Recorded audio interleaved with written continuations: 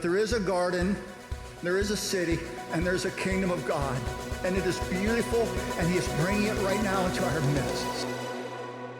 We're going to start a new series next week, and it's called Breaking Bad, Becoming Good. We're going to take a pretty deep dive into this whole thing called the transformation of our inner world so that we wind up becoming the kind of people that God longs for us to become. I'm really looking forward to that. But we had like a week or so where we needed a little time to catch our breath. And one of the things I wanted to do this first Sunday in January was kind of talk to you about what has kept me going all these years. In 1974, college freshman, I committed my life to Christ, and now 45 years later, I'm still following Jesus. Now, the guy who led me to Jesus and who was my main mentor in the faith for the first couple of years, he stopped following Jesus decades ago. I tell you, my heart has thought about that many, many times. I'm still following Jesus. The guy who led me to Jesus is not. In 2 Timothy chapter 4, verse 7, the Apostle Paul, at the end of an amazing journey, and a journey filled with ministry and purpose, meaning people, but also a lot of difficulty, a lot of hardship, he has these words, I have fought the good fight, I have finished the race, and I have kept the faith. And then he goes on and talks about what he now anticipates is awaiting him on the other side of this thing called life. Man, I love that passage. It's been a motivational passage for me because I also want to, not just for the past 45 years, but for the however many years I have, I want to keep fighting that good fight. I want to finish the race. I want to be the one who keeps the faith. And I have had a real interest for many years of helping leaders in particular be among those who finish very, very well. In 2001, I was doing a retreat for about a dozen or so leaders in Europe. And one of the things we were talking about at that retreat was the fact that I had almost stopped following Jesus. And I had moved into a really dark time in my life. And through a couple-year process, God began to do some new things. I was talking to those leaders about all that particular part of my journey. And of all the people there was one person who was skeptical, who was scoffing, who was challenging, who was disbelieving. And I spent a lot of time during that retreat with that individual. And as I was working with that person, I just discovered that he was having a lot of intellectual doubts about the faith. He had a lot of disappointments with God, a lot of disappointments with God's people, a lot of disappointments with the work that he was doing for God. And I would find out later he was already on this moral, spiritual decline. He was already making some choices that were not going to be healthy for him and for others. And it came as no surprise to me to find out a few years later he walked away from everything. Walked away from faith, walked away from ministry, walked away from church, and basically walked away from God. And I think about those things. Just this past year, I wound up doing another retreat, and I met some people there, and one of the people I met was a woman who, she's probably been through as much suffering as anybody should ever go through. She has been through physical suffering and pain. She has been through relational suffering and pain. She's had emotional, spiritual pain. I mean, she's just been through so much, and yet, no matter what she goes through, somehow it seems that she just draws closer to God. She experiences more and more of God's love, and her ministry just continues to grow. And so here I am, I'm just, sometimes as a pastor, I'm just like, I deal with these things in very personal, painful ways about why does one person still follow God year after year, and why does another person stop following? Those things are very, very, very real issues for me, for us. There's a growing phenomena, and I'm just going to call it the phenomenon of people saying, I'm done, I'm finished, I've had it, I'm out of here. Now, that's going on in lots of ways in our culture, and we're going to be exploring some of those things in just a moment. It is okay for us to be done with some things. There's all kinds of things where I just come to the point where I say, hey, I'm done. Long time ago, about tennis, which I love playing tennis, it finally came to the point where I'm done. The knees were done. My mind, but my knees it was just too hard. I said, you know what, I'm done. I got to find something easier. I remember my son was in 10th grade, and every now and then he liked to arm wrestle, and I was thinking, And I said, well, sure, let's arm wrestle. And as we're arm wrestling, I'm just trying to act nonchalant, but I'm doing everything I can to keep him from putting me down, because I know once it happens, the whole relationship is going to change. And I beat him, and at that point I said, I'm done. I am never arm wrestling him again. Beck and I used to play chess. I taught her how to play chess. There was a little season, and we were playing chess, and of course I would always win. And until the time when I didn't win. And Now I have a perspective on that game, and she has another perspective on that game, but I didn't win. And when the game was over, she looked and said, "I'm done." And we never played chess since then. She's retired, though, champion of the household. Oh, my. A couple years ago, Becky and I have been lifelong gardeners. We love the garden. We would landscape every place we got, and we would spend weekend hours and hours and hours taking care of things. We loved it. But, a number of years back, we started noticing, it was harder, it was getting more difficult, we ached more, and as much as we loved landscaping and flowers and gardening, it finally came to the point where we just said, we're kind of done. We're just done with it. And so now we live in a condo. It's wonderful. I recommend it to all of you. It's okay to be done on some things. It really is. Michael Phelps, the 2004 Olympics. Oh my, he just burst into the scene for many of us. He had been around for many years before that, but 2004 was like his just amazing public awareness. And he wasn't done. He came back in the 2008 Olympics, and he just broke more and more records, got more and more gold. And he wasn't done. He came back in 2012, and this is amazing. And then we're kind of wondering, is he going to come back? Maybe he's done. But in 2016, he wasn't done. He came back and but then he said, I'm done. But I'm not, until he doesn't show up at 2020, I'm not convinced. But you know what, if he is done, that's okay, because he's been the world's best. He's had a ride that has gone on for probably 20 years, and it's okay for things to be done. It's okay for Tom Brady to be done, isn't it? It's okay for, yes, it's okay. It's okay. It's okay. Long past okay. Okay. Listen, life changes, we change, all kinds of things. It's okay for us to say, I'm done with that. But what I get a lot concerned about is when we wind up saying, I'm done about things that we shouldn't be done with, or things that we shouldn't be done with at this stage. We are maybe prematurely done with certain things.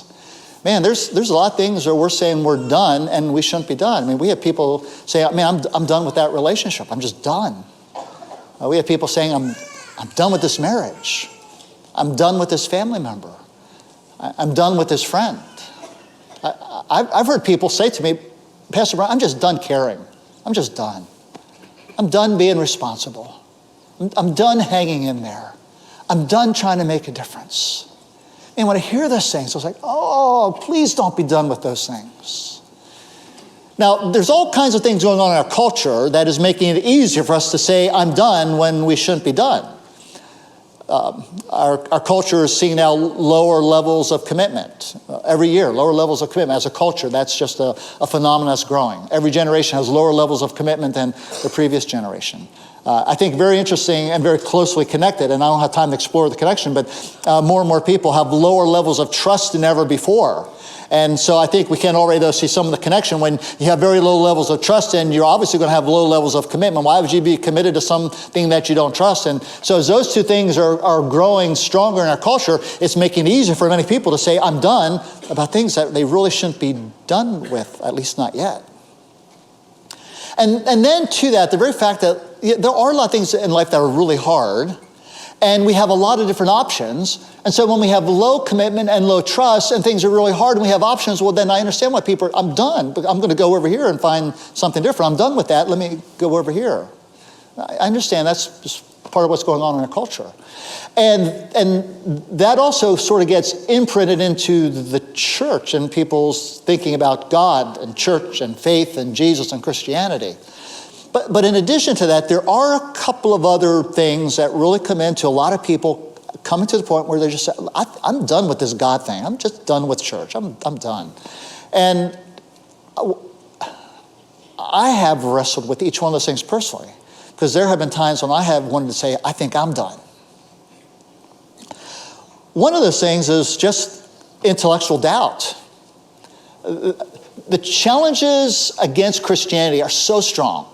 In the 21st century, there are major intellectual critiques and challenges against our faith. There's so many people that are just saying Christianity is wrong about so many things that it certainly raises a lot of intellectual doubts for many of us. My mentor, the guy who led me to faith that I mentioned, he wound up going into a PhD field of studies that was actually known for being hostile to Christianity. he wound up going to a particular university to get that, where they were very hostile to Christianity. And in part, he went to saying, hey, I'm going to be like a missional presence there, and I'm going to wind up making a difference. But what happened is they changed him more than he changed them. And he moved in and just found it was so hostile, and his doubts became so great that he just finally said, I'm done. I'm done. And that happens for a bunch of people. I mean, I've had some real serious intellectual doubts about things. Now, and here's what happens. We don't always know what to do with our doubts as a church. I'm not talking about living, we're just as a church in general. We don't know what to do sometimes with our doubts. And by the way, there's a lot of young people who are going to go off into a secular university system where the faith that they've learned is going to be severely critiqued and criticized, and they're going to be exposed to every intellectual challenge against the faith. And there's going to be a whole bunch of our teens who are going to say, man, I'm done. I'm not going to believe anymore. Those challenges are too much. And so we don't ever do anybody a favor when we say, well, listen, you don't doubt, just believe. Don't doubt, just believe. No, that doesn't help anybody. In fact, there's actually a pretty well-known teacher, pastor in our nation, that he sort of came to the point where, there are so many challenges coming against Christianity in this particular field. I just sort of want to separate away. He used the word, I'm going to unhitch from all those particular things because they're just too hard to answer. We don't have time to answer those things. And if we stay hitched to those particular things, then people are just going to walk away. He said, let's just unhitch. But the problem is when you start to unhitch, where are you going to stop unhitching? I mean, you unhitch from one thing, and what's going to keep you from unhitching from this and this and this? I mean, so the answer is no, just believe. The answer is we have to help find reasons to believe. And now, I know that we can't all do that equally, but that's one of the reasons why the church exists. We're here to help you find reasons to believe. And in fact, one of the things we're going to do in the next series on breaking bad and becoming good is we're going to do as much as we can to help you come to believe that the Christian moral framework for a life that is full of goodness, beauty, and truth is astonishing in its vision and its power. I mean, there's nothing like it. And we're going to do our very best to give you as many reasons to believe, wow, what a beautiful way to walk, because that's just what we have to do. Now, with that said, there do come times when, it is really, really hard to believe. And what I have had to do at those points is I have had to come to the point where I have to say, God is God and I'm not. God knows a few more things than Brian Rice. God is God and I am not. And I've been helped a little bit with remember the old show, Are You Smarter Than a Fifth Grader? Yeah, did you ever watch that? And you realize about 4 or 5 questions, I don't think I know that, I don't know that. So we're not smarter than a fifth grader. There's a cognitive developmental psychologist, his name is Howard Gardner, really great guy. I've read a half dozen of his books. One of his areas especially is learning. And he's one of those guys that, yes, we're not smarter than fifth graders. In fact, we might not even, it might be a couple grades lower than that. And he said, here's one of the things that we just don't understand. But you can get a PhD, especially in a field, and you're one of the most brilliant individuals on planet Earth in that narrow field especially. And as soon as you jump out of your field especially and get over to another topic, you are no smarter than a fifth grader. Now, just because you have your PhD, you think you're smart about everything. You're not. You're smart about your discipline, but about everything else, you're no smarter than a fifth grader. But now, that's really helpful. Listen, there's things about faith and life and religion and God that I am just not smarter than a fifth grader. I'm just not. No matter how much I try, I'm just not smarter than a fifth grader when it comes to the ways of God. And in fact, God winds up letting us know that in Isaiah chapter 55, God says, my thoughts are not your thoughts, neither are your ways my ways, declares the Lord. As the heavens are higher than the earth, so are my ways higher than your ways, and my thoughts than your thoughts. In other words, God says to me, you're all fifth graders. Now, the story of Job is that story applied. Now, by the way, Job went through a lot. That's as serious an understatement as I'll ever make. Job went through a lot. He went through hell. And he had some of the most painful questions about the things that he was going through. It comes to the point at the end of that book, and we get to about the chapter 42,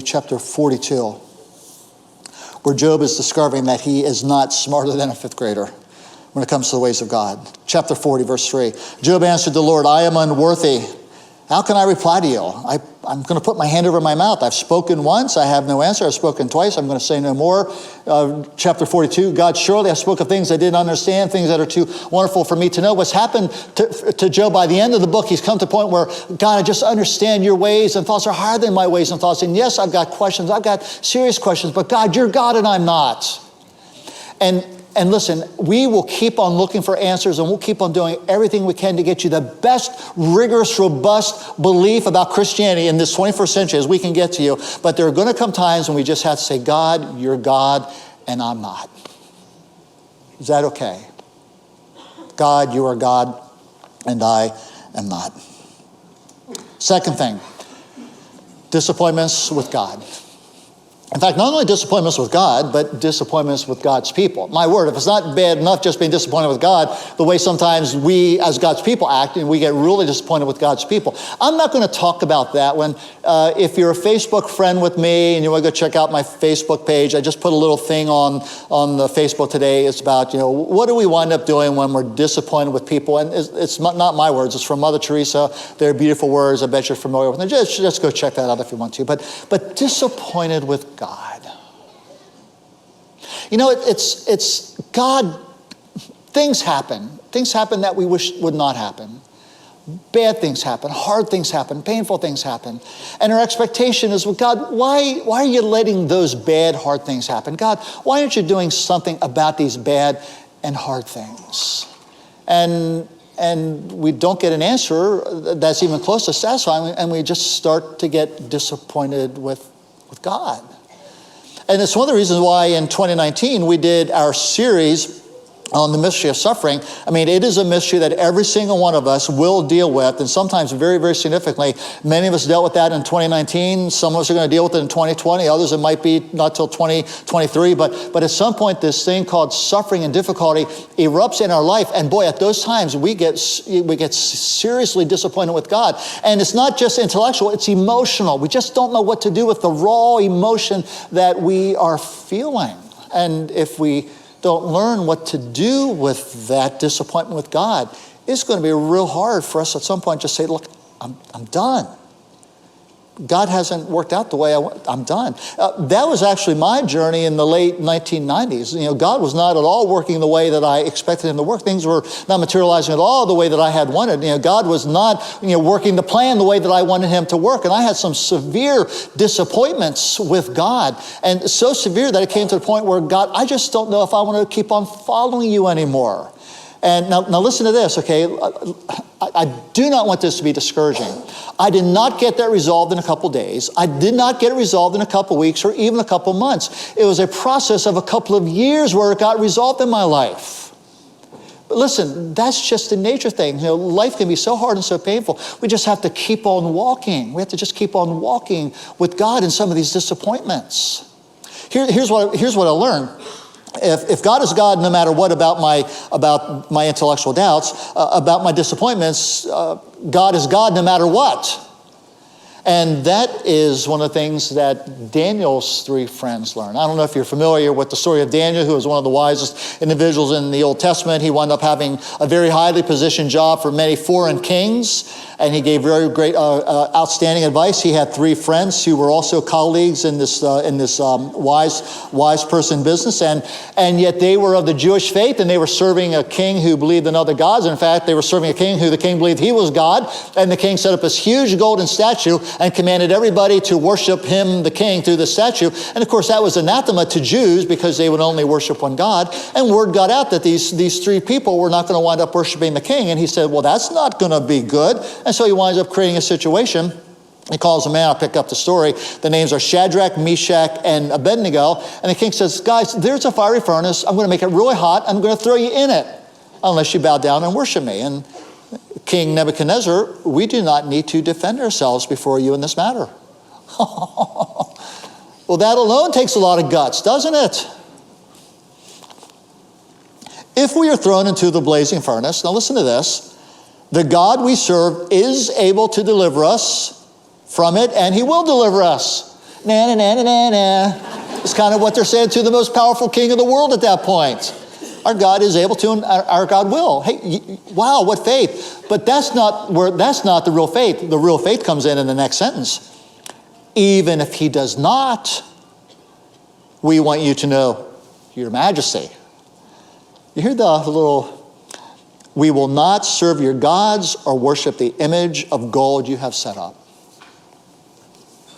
Man, that's faith. God is God no matter what.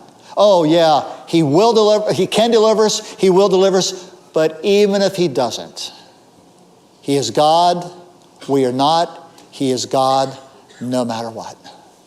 Man, at some point, if that's not one of your fundamental deep beliefs, I don't think you're going to get through some of these things called disappointment.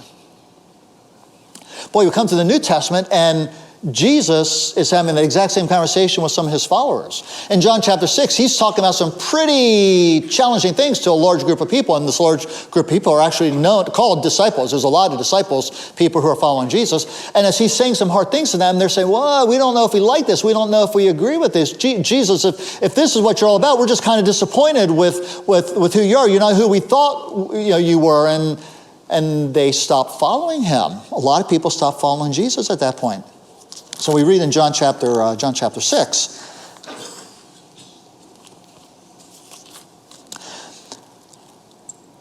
From this time, many disciples turned back, no longer followed him.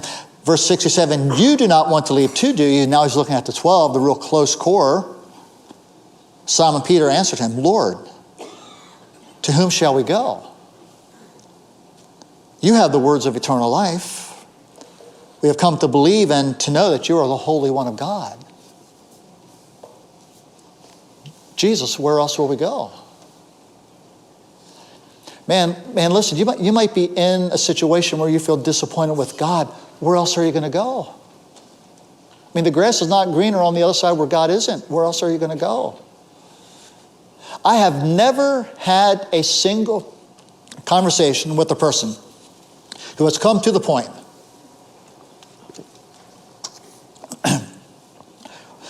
where because of their suffering they have said, I'm done with God. God is not enough. And I'm going to go out and find a better answer that will have more satisfaction and more power to help me go through the suffering. I have never yet talked to a single person who that's exactly the conclusion they've come to. I found something better than God. Now, I've talked to all kinds of people who said, I'm done, and they've walked away, and their life has just gone down. I talked with a friend after the first service, and he said, Brian, if I didn't have God, in spite of all the disappointments I've been through, I'd be dead today. I'd be spiritually dead. I'd be morally dead. I'd be emotionally dead. And to be honest, I would probably be physically dead. I've had to hang in there with God no matter what. Man, that's Daniel's friends. That's what Simon Peter said, Jesus, where else will we go? You have the words of eternal life. Some point that's got to become some of the bedrock foundation if we're going to still follow Jesus at the end of 2020. Here's the third thing. There's a whole group of words maybe I could use to describe it. Decay, decline, drift. There's other words that we could use in there. There's a thing called entropy. You know what entropy is? It's that understanding that energy dissipates. Things begin to wear out, they run down, they rust out. Gardening, back to the gardening that Beck and I said we're done. You know, you have to work really hard to grow flowers, and you don't have to do any work to grow weeds. That's entropy. Man, I'm 63 and I'm going to the gym. It is not fun going to the gym.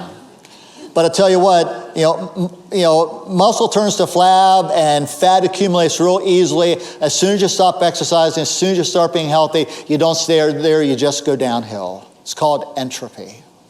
Listen, love doesn't stay the way it is without you giving a whole lot of energy and effort and attention and TLC to this thing called love in whatever relationship you're in. If you don't, the love is just going to start to fade. You know, drifting is so easy. It's so easy. There's I don't know exactly what to call it. I call it middle-age Christianity. Middle-age Christianity. Now, I'm not talking about calendar years or where you are on the calendar, but I'm talking about, you follow Jesus for 10 years, 20 years, maybe a couple more years, and you start to just kind of get middle-aged in your spirituality. I've been there, done that. I prayed some, read the Bible some, went to church some, worshiped some, served some, and it's entropy's at work. You just start running down a little bit, getting a little more lethargic. And you say, well, maybe today I'm not going to pray, and maybe today I'm not going to read the Bible, and maybe today I'm not going to connect with God's people. And what happens is we just start these little drifts. I mean, listen, most people don't wake up one day and just completely out of nowhere become fully apostate and yell to God. God want nothing to do with you. It's usually a drift.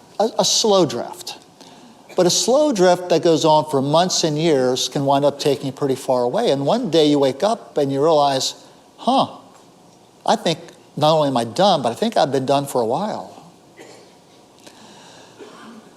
It is a long obedience in the same direction.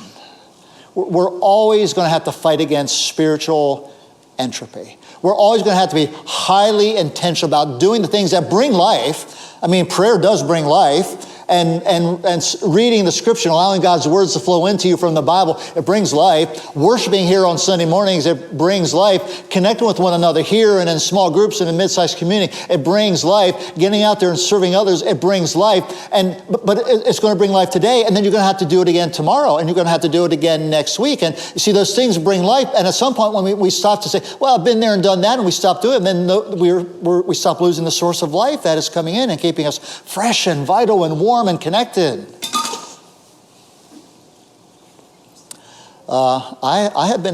There's times when I've drifted. There's times when I've stopped being intentional. There's times when I just forget that it's a long obedience in the same direction. But here's what I've learned. And this is a pretty significant lesson. I'm not done with God because God is not yet done with me. God's not yet done with any of you guys. No matter where you're at, no matter what's going on, God's not yet done with any of us. Hebrews 11:13. Listen to these words. By the way, this is in the section known as the Hall of Faith. It's women and men who have done some pretty extraordinary, but then also some pretty ordinary things. But listen to this sort of summary. All of these people were living by faith when they died. They did not receive the things promised. There's all kinds of things God has promised, but they didn't receive them. They saw them and welcomed them from a distance. And doing this, they admitted that they were these foreigners and strangers on earth. They were sojourners making their way through earth. They were people looking for a better country. They were looking for this thing called heaven. And then God says, this is just simply beautiful. God looks down and says, hey, see those people? See those folks living by faith? You see those people that they still haven't received what they've been longing for? You see those people that they see stuff at a distance, they haven't gotten but they're still following. They're my people. And God is not ashamed to be called their God. And it's just the nature of life. And when we don't understand that and we don't continue day after day with that faithful, long obedience in the same direction, and we again indeed start to allow ourselves to drift, I understand that there's going to come a time when I'm done. Man, I don't want any of you guys to be done this year. I don't want any of you to drift. If you're drifting, please start I'm done. Be done drifting, okay? If you want to be done drifting. And start to jump into the endless opportunities to learn how to pray and learn how to engage with Scripture and learn how to follow Jesus together with others. We will have so many wonderful possibilities, you guys, in 2020. We're launching a whole new thing next week. We are here so you don't have to drift.